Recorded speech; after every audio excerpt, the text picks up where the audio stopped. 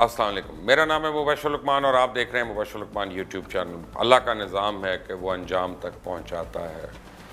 हमेशा रहने वाली ज़ात तो सिर्फ अल्लाह ताला की है, लेकिन जब कोई नीचे मुनकर हो जाता है और वो समझता है कि वही बस हमेशा रहने वाला है, तो फिर अल्लाह ताला उसको बदतरीन अंजाम तक पहुँचाता है।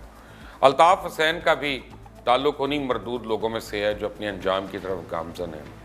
इनके काले करतूतों की इनको सज़ा मिल रही है।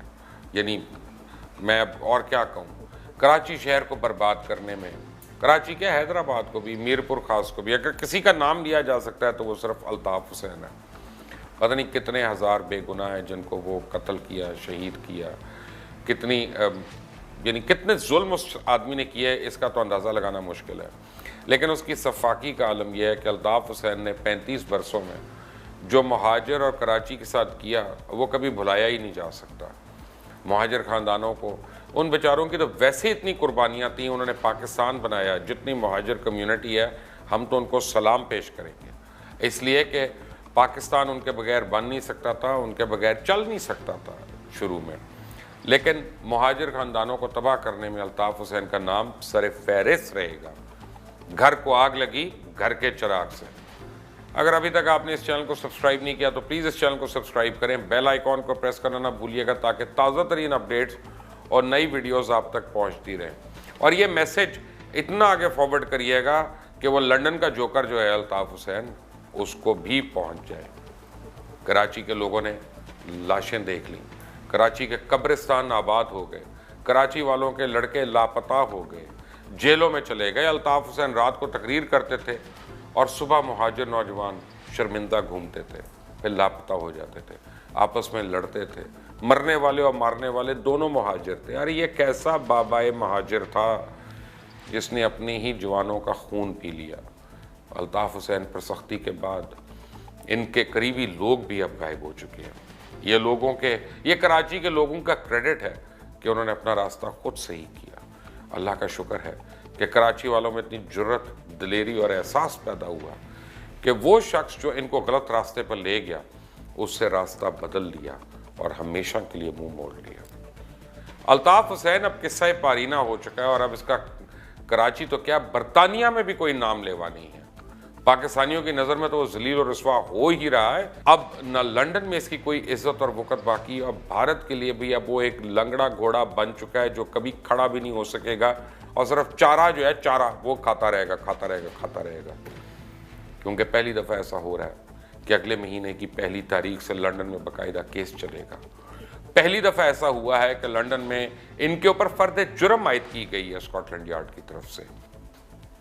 जी हाँ, ये वही अल्ताफ़ हुसैन है जिसकी एक कॉल शहर के शहर बंद कर देती थी, पहिया जाम हड़ताल करा देती थी।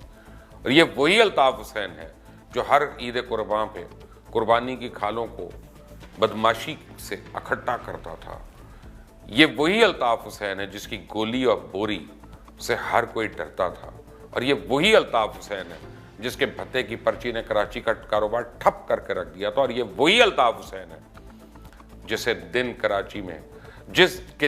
कराची में कोई मस्शुदा लाश नहीं मिलती थी तो लोग शुक्राने के नफिल अदा करते थे। ये वही अल्ताफ़ हुसैन है जो ज़कात और फितराने की रकम अपनी शराब नोशी पे और अपनी अय्याशियों पे और अपनी मदहोशी पे खर्च करता था।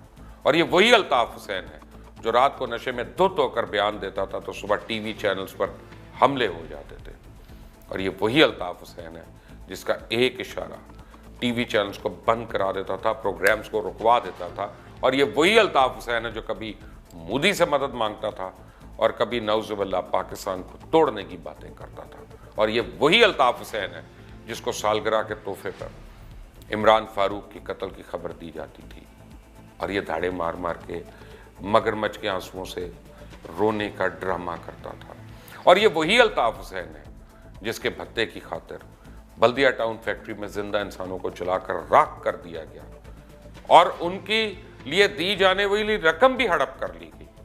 और ये वही अल्ताफ़ हुसैन है जो पाकिस्तान का सबसे बड़ा मनी लॉन्ड्रर था। ये वही अल्ताफ़ हुसैन है जो सानिया कारसाज से लेकर न जाने कितने दंगे और फसादात का मास्टरमाइंड था। आज ये वही अल्ताफ़ हुसैन है जो निशान इबरत है। अब तो ना कराची में कत्लो गारत होती, ना सड़कों पे लोगों से फ़ोन छीने जाते, शायद होते हो, बड़ा शहर है, ना भत्ते की पर्चियाँ मिल रही हैं, ना अगवा हो रही है, ना ही बोरी बंद लाशें सड़कों पर और वीरानों में पड़ी हुई मिलती हैं। अल्ताफ़ हुसैन का सारा कच्चा चट्ठा तो बहुत पहले का खुल चुका है। सबको मालूम हो चुका है कि वह रॉ का एक बदनुमा और बदशक्ल एजेंट है। वो पाकिस्तान का दुश्मन नहीं, वो मुहाजिरों का भी दुश्मन है। ये वही अल्ताफ़ हुसैन है जिसकी अपनी बनाई हुई जमात MQM उसके खिलाफ सिंध असेंबली में तमाम जमातों के साथ मिलकर करारदाद पेश करती है कि अल्ताफ़ हुसैन के खिलाफ आर्टिकल 6 यानी पाकिस्तान से गद्दारी के तहत कार्रवाई की जाए, और फिर इसको मुत्तफ़क़ा तौर पे मंजूर भी करवाती है। अल्ताफ़ हुसैन जितना जल्दी हो सके अल्लाह से तौबा करे, लेकिन मुझे लगता है, मैं डरता हूँ क्योंकि मैंने जो पढ़ा है किताबों में कि फिर एक स्टेज आती है कि अल्लाह ताला वो तौबा करने की सलाहियत इंसान से ले लेता ताकि कहीं उसको माफ़ी ना मांग ले, क्योंकि अल्लाह ताला तो कादर मुतलक है, जब उससे को माफ़ी मांगेगा तो वो देगा। तो बस अगर वो अल्लाह से तौबा करें, मुहाजिरों से ख़ास तौर पे और पाकिस्तान से माफ़ी मांगें, शायद इस तरह इनके गुनाहों का कुछ बोझ तो कम हो जाए, ख़त्म नहीं हो सकता, या उन माओं की बदौलत, उन माओं की बद्दुआओं का बोझ कम हो सकता है जिनके लख्ते जिगर अल्ताफ़ हुसैन ने भरी जवानी में उनसे छीन लिया। अब तारीख उठा कर देख ले, जिसने इस अर्ज़ पाक के खिलाफ हज़ा सराई की, गद्दारी की, इसको तोड़ने की साजिशें रचाई, सब अपनी ज़िंदगी में ही ज़लील और रुसवा हुए हैं। एक बात मैं आपको बताऊं कि मैं कोशिश कर रहा हूं, मैं इंशाल्लाह चंद दिन में मैं ज़रूर जाऊं लंदन और मैं कोर्ट में जाके बैठूं और अल्ताफ़ हुसैन मेरी शक्ल देखे और मेरी शक्ल में उसको वो तमाम शक्लें नजर आएं कि जिन्होंने कभी उसको सपोर्ट किया था और आज वो उसके सामने किस तरह से खड़े। कुछ साल पहले जब मैंने पहली बार मुझे उसकी औकात पता चली और मैंने उसके खिलाफ अपनी राय दी तो स्नाइपर्स भिजवाए गए, मुझे कत्ल करने का प्रोग्राम इस अल्ताफ़ हुसैन ने बनाया और रेंजर्स ने अपनी रिपोर्ट में हाई कोर्ट में वो जमा कराई एक लिस्ट कि जो 2 स्नाइपर्स से पकड़ी गई थी, जो को दर्जनों लोगों की लिस्ट थी, उस पर सरे फहरिस्त मेरा नाम था। फिर लंदन कोर्ट में वही जर्नलिस्ट बैठे थे कि जिनको अल्ताफ़ हुसैन ने यह धमकी दी थी कि मैं साशे के अंदर तुम्हारी लाशें बंद करूंगा, बोरियों के अंदर नहीं बंद करूंगा। और अल्ताफ़ हुसैन जब ज़ारो कतार रोया, वहाँ धाड़े मार मार के रोया और उसमें से अपना जो है वो उसके मुंह से राल निकलना शुरू हो गई और उसकी आंखों से आंसू निकलना शुरू हो गए, उसकी पेट के अपना ये कमीज़ के 2 बटन टूट गए, इतनी ज़ोर से वो रोया वो कि वही रिपोर्टर जिनको वो कत्ल करने की धमकी दे रहा था और कह रहा था कि चंद दिन में तेरे मैं कुल पे आऊँगा, उसी रिपोर्टर ने उसकी रिपोर्ट बनाकर पूरी दुनिया के मीडिया को दी कि अल्ताफ़ हुसैन पे फ़र्द जुर्म आयद हो गई है, अल्ताफ़ हुसैन अब कानून से नहीं बच सकता। बरतानिया के कानून में शायद छूट हो, मुझे नहीं पता, और उसको फांसी ना हो, लेकिन जो बद्दुआएं इतनी हज़ारों माओं की उसको लग रही हैं, रोज़ इसको मुख्तलिफ नौयत की बीमारियां हो रही हैं। ये वो शख्स है जो बग़ैर किसी की मदद के अपनी नहा भी नहीं सकता, अपनी सफाई का भी ख्याल नहीं कर सकता, और ये वो शख्स है कि जो एक कमरे में बैठा हो तो लोग उठ जाते हैं कि उनको इतनी वहाँ से कराहत आती है।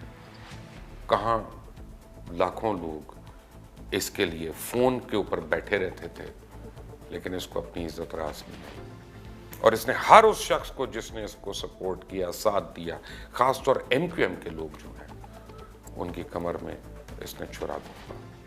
अगर अभी तक आपने इस चैनल को सब्सक्राइब नहीं किया तो इस चैनल को सब्सक्राइब करें, बेल आइकॉन को प्रेस करना ना भूलिएगा ताकि ताज़ा तरीन अपडेट्स और नई वीडियोस आप तक पहुंचती रहें।